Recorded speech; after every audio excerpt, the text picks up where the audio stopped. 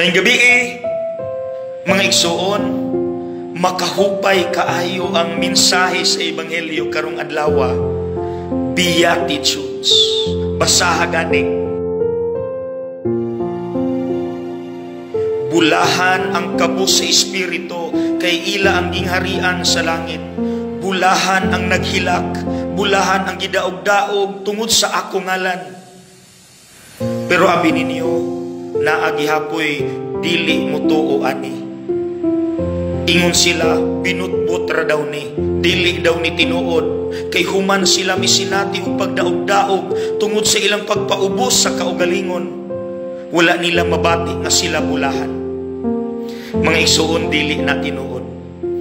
Kay ang Kristo nga nagsulti ni ining Beatitudes, mauni nga Kristo nga pwede gyud unta mo pili og dato nga mga ginikanan, pero ang iyang gipili simple ug pobre nga mga ginikanan, Jose ug Maria.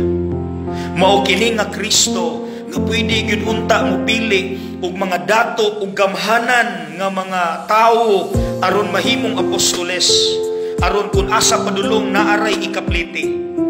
Pero ang iyang gipili mga ordinaryo, simple ug mga pobre nga mga apostoles. Mao ni nga Kristo ang pwede untang isalikway, i-reject ang mga bata o babae, kay sa ilang panahon wala ni kwenta, mga objects lang ni, possessions. Pero gisabak niya ang mga bata, pinangga niya ang mga babae. In fact, one of his closest friends were Martha and Mary, mga babae, and many more. So mo question pa ka, nga human ta gidaog-daog, ang Dios walay pakialam nato nga mga kabus sa espiritu. Mga igsoon, mulaom lang yun ta, because God is on our side. Pabor siya nato.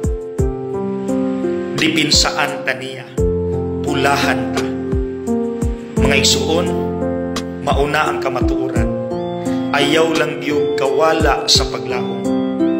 Padayon sa pagsulti sa kamatuoran, padayon sa pagpaubos sa kaugalingon bisag daog-daogon. God is on our side. Ayaw kahadlok, ayaw katalaw, laom, salig sa Dios. Okay? Be strong. And God bless.